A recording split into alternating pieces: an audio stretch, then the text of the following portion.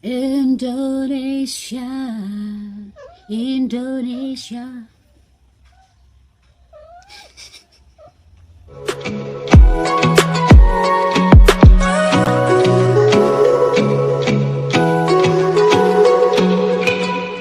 Halo, hari ini Eldi mau cerita betapa kerennya bahasa Indonesia di mancanegara. Eldi akan bahas dulu dari asal-usul bahasa Indonesia. Jadi kita sama-sama belajar di sini. Yang pertama mau Eldi ceritakan adalah asal-usul bahasa Indonesia. Bahasa Indonesia itu berasal dari bahasa Melayu yang udah dipakai sejak abad ke-7. Dipakai sebagai bahasa persatuan, bahasa perhubungan, perdagangan. Dan itu terbawa sampai ke zaman kerajaan Majapahit, kerajaan Sriwijaya. Lalu kemudian masuk ke wilayah Nusantara yang dipengaruhi oleh budaya-budaya dan juga menyerap bahasa-bahasa lain yang waktu itu sedang berhubungan dengan wilayah di situ. Misalnya menyerap dari bahasa Sanskerta, dari bahasa Persia, dari bahasa Arab, juga dari bahasa Eropa, dan diiringi oleh dialek-dialek setempat. Jadi menjadi sebuah bahasa yang sangat memiliki ciri khas.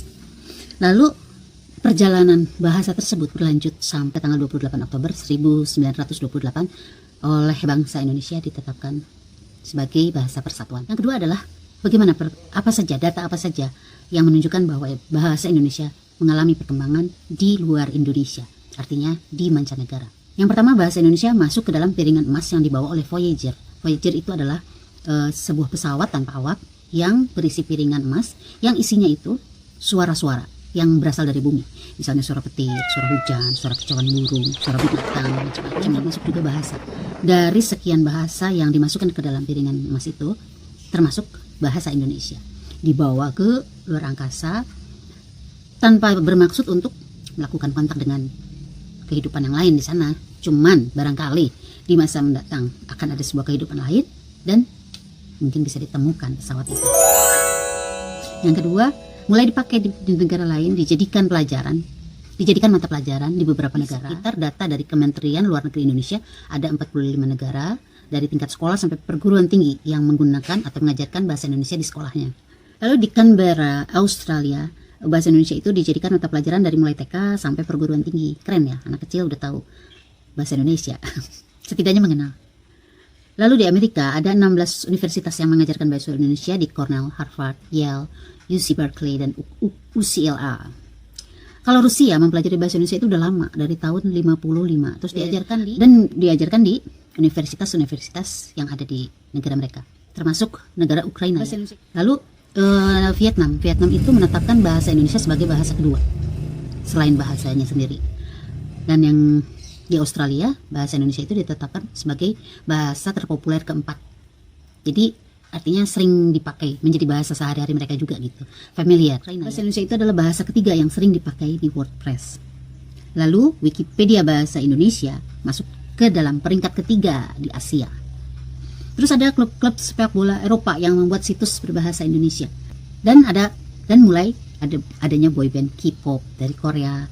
Begitu juga dengan YouTuber dari Korea Selatan mulai mempelajari bahasa Indonesia. Lalu yang ketiga adalah alasan kenapa bangsa lain itu senang banget sih sama bahasa Indonesia. Jadi yang pertama alasannya karena bahasa Indonesia itu katanya simple, sederhana, mudah dimengerti. Awalnya mereka tertarik dengan keunikan-keunikan yang ada di Indonesia. Misalnya dari makanannya, dari budayanya, dan keragamannya. Dari situ, dari ketertarikan itulah mereka ingin tahu lebih banyak. Jadi mereka belajar bahasa Indonesia supaya lebih mengerti dan bisa mendalami. Lalu Indonesia dianggap berpotensi di arena global. Jadi karena luasnya wilayah, terus banyaknya penduduk, keberagamannya, kekayaan alamnya, potensi alamnya, itu sangat mendukung potensi ekonomi. Juga perkembangan industri perfilman, musik, teknologi, wisata yang sangat banyak dan variatif sehingga bisa membuka peluang usaha atau penanaman investasi dari pihak asing. Jadi mereka mempelajari bahasa Indonesia untuk kedepannya bisa mengadakan kerjasama, bisa dalam lapangan kerja atau penanaman investasi, kerjasama dalam hal ini, hal itu. Banyak, dan itu diperlukan satu hal, bahasa. Terus lalu bahasa Indonesia itu banyak perpanjangan tangannya.